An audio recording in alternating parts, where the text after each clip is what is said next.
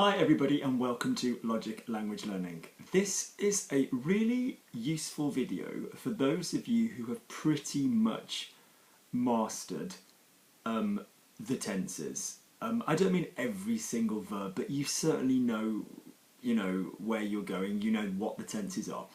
And for those of you who have a reasonable grasp of grammar. This is a really good tool for everybody, but particularly to knock somebody up from, what should we say, a sort of the A2s of this world to sort of B1s and B2s if you work in that system. It's something to get you from basic to comfortable intermediate, or from intermediate to advanced, because you'll see what happens. So what we are talking about is what I refer to as the ability to go around the problem. So one of the things which makes somebody conversationally fluent, now I mean fluent as opposed to bilingual. Yeah, bilingual is you know every word. Fluent is the ability to say what you want to say naturally and quickly. And one of the things that I see as a teacher, because don't forget I do teach, my main job is not the videos, my main job is teaching individuals.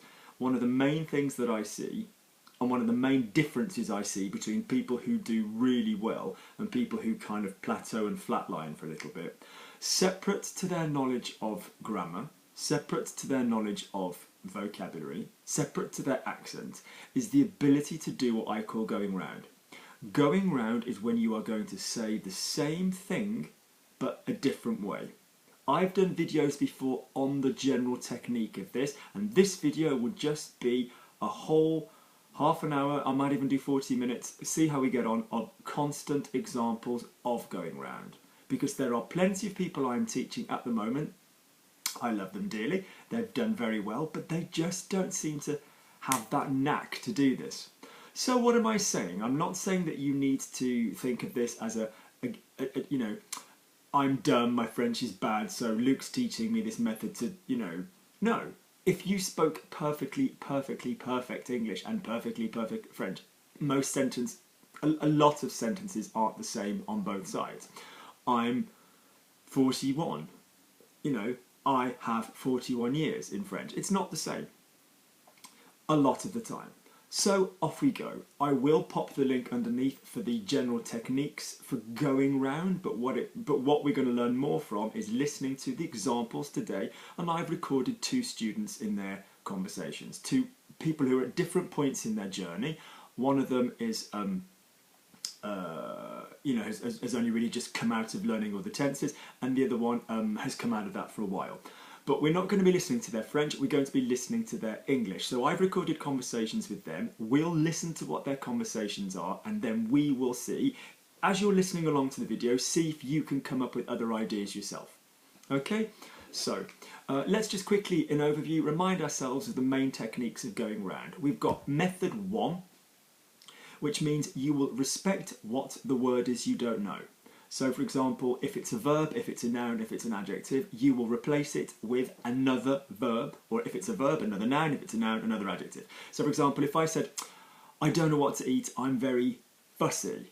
Okay, so replacing it would be, I'm very choosy, I'm very difficult, I'm very attentive, I'm very, so every word you're going to replace it with has its own different quality, but what that's allowing you to stay with a noun, if it's a noun, a verb, if it's a verb, if it's an adjective, it's an adjective.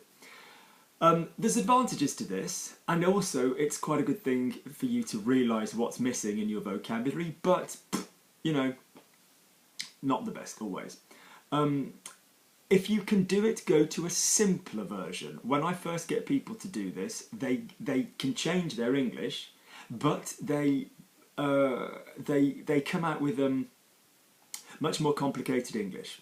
So for example, if I needed them to say, after getting your email, I didn't know what to do, and they struggle with after getting for various reasons. We've talked about that in the other video. Get is a problem in French, after and an ing is a problem in French, and I'll say, right, give me that a different way, and they'll say subsequent to receiving your electronic communication. I mean, like, I don't know where it comes from, but everybody suddenly becomes, you know, William Shakespeare. So remember, you are, for want of a better word, you are simplifying, okay? Now, it might be that the phrase that you remember is actually less simple. It's actually more complex, but it just depends on the words that you remember at the time. Finally, before we crack on, can I remind you that it will often be a word you more than likely will have the feeling of, oh, I know it, I remember doing it. That's normal. What do I always say? Uncle Lukey's 4-second rule. If you have not come out with the French after 4 seconds, get on with it, change what you're trying to say. So the second method then is to stay with the family of your original word, but to jump to a noun, an adjective, a verb that it was. So originally, if you were saying, it's too complicated, and you think, oh, I don't know the word for complicated. I know this is a stupid example. You would go with, you know, there's too much complication, or he complicated things. I mean, I know that's a ridiculous example, but you are staying with the same family of word. His work interests me. Oh, I don't know the verb to interest in French, you say. So you can say, his work is interesting. Or I am, adjective, interested in his work. Yeah, so you're staying with the same family. The next and final method is just absolutely anything you want. So you can change to a noun, to a verb, to an adjective from a different, you know, different type of word.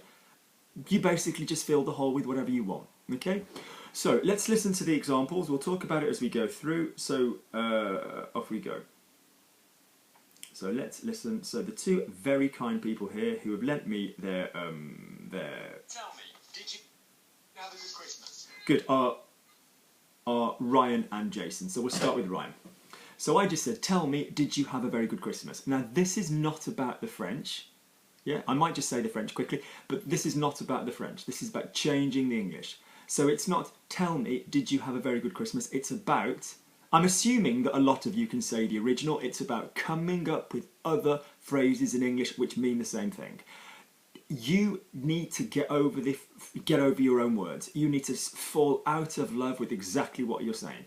You need to realise that other sentences make the same point. Tell me, did you have a good Christmas? Which literally would be, dis-moi, est-ce que tu as passé un joyeux Noël? So I would say, listen, how was Christmas? Or Christmas, it was okay? Or Christmas, did it go well? What happened at Christmas? Yeah, all these different ways. Noël, ça s'est bien passé. Tu as passé un joyeux Noël. Ça c'est... What did I give you? If I give you the different English and then translate the different English, what did you do at Christmas? Qu'est-ce que tu as fait à Noël? Were you happy with Christmas? Est-ce que tu étais contente avec Noël? So basically, yeah, that's what we're going to do. You'll listen to the English, I'll give you alternatives, see if you can come up with different ideas yourself, and then we'll translate them. I did. Good. So he says I did. So first problem with I did is it is an inverted confirmation. Yeah, we don't have that in English. In French, will you come? I will. Have you spoken? I have. We don't have that. We don't have that in French. You have to use the either the whole verb again, I did have a good Christmas, or yes. Now I will attach another video underneath which is called, I call it the Three Little Pigs video, because the one thing you do not want to keep saying all the time in French is oui, oui, oui, oui, or non, non, non, all the time. So I will attach another verb in French. So I did would be oui, ouais, tout à fait, c'est bien ça, exact, you're right, tu as raison, absolutely, absolument. So all the different ways of confirming something. Will you be coming? I will. I will what? In French you can't translate that. So I will. Oui, je viendrai, I will come, or oui, bien sûr, of course, or certainement, certainly, or exactement, exactly, okay? So, carrying on. I had a good Christmas and went home and visited my family. So he said, I had a good Christmas and I went home and I visited my family. I had a good Christmas. Possibilities. Christmas, so I had a good Christmas, literally, j'ai eu un joyeux Noël, j'ai passé un joyeux Noël. Christmas, it went well for me. Le Noël, ça s'est bien passé. Noël, ça s'est bien passé pour moi. I enjoyed myself at Christmas. Je me suis amusé à Noël. I was happy with Christmas. J'étais contente avec Noël. Christmas, it was fantastic. Noël, c'était fantastique. Oh, I went home and I visited my family. So the problem would come if you suddenly went, shit, I don't know the word I went home. So, je suis rentré à la maison et j'ai rendu visite à ma famille. Literally. But I went home. Je suis rentré à la maison. I saw my mom and dad. J'ai vu mes parents. J'ai vu ma mère, j'ai vu mon père. I saw everybody. J'ai vu tout le monde. Let's imagine that you forgot the verb to go. I was with my family. J'étais avec ma famille. This is conjuring up the image of you with your family. Whether you said, I returned to the family home, or whether you say, I spent it with my family, either way, the image of the person you are speaking to, the image that the person you are speaking to receives is the same image. Yeah? I always illustrate this point with a wonderful Michael. Mike once forgot forgot how to say it's sunny, but he said the sky is blue and there are no clouds. Job done, same image. So I visited my family, j'ai rendu visite à ma famille. You can't visiter une famille in French. I visited them, je leur ai rendu visite. Carrying on. When you say your family, who does that consist of? So when you say your family, who does that consist of? Quand tu dis ta famille, ça consiste de qui? That consists of who? Who do you mean? Qui est-ce que tu veux dire? Who are your family? Qui sont ta famille? It's who your family? C'est qui ta famille? How many people are there? Il y a combien de personnes? Family for you, it's who? La famille pour toi, c'est qui? Yeah. Mom and dad, my brother. Mom and dad, my brother. Ma mère, mon père, mon frère. And how far away from where you live now is your home? And how far away from where you live now is your home? Okay, so literally, et ta maison, c'est à quelle distance d'où tu habites maintenant? Or, they live where? Near you. Ils habitent où? Près de toi? How far away from, what shall I say? Where is it? Ça se trouve à quelle distance? You find it at what distance? C'est loin de chez toi? It's far from your house? Good, carry on. Probably 250 miles, so about 3.5 hour drive. So probably 250 miles, about 3-hour drive. Donc, literally, à peu près 250 miles. We'd rather not say miles, so let's say à peu près 400 kilomètres. So even now, I'm now about to say, me speaking both languages fluently, I'm about to say a 3.5 hour drive. I am not going to go literal. With all the words in my brain, I am not going to translate exactly a 3.5 hour drive. Even I would say 3.5 hours in the car. Or it takes me 3.5 hours in the car. You know, il me faut 3h30 de bagnole, de voiture. Or c'est 3h30 en voiture. Or il faut un voyage de 3h30. So do you see what I'm saying? This is not just for people that can't do the French because they think they're beginners. You would just do this. So it's 3.5 miles from me. 3.5 hours from me. C'est à 3h30 de ma maison. I need 3.5 hours. J'ai besoin de 3h30. Good. We need to drive for 3.5 hours. Nous avons besoin de conduire pour 3h30. We are in the car for 3 hours. Nous sommes en voiture pour 3 heures. Yeah? Is it through like countryside or is it through like towns and stuff? Is it through countryside or is it through towns and stuff? That's how I speak.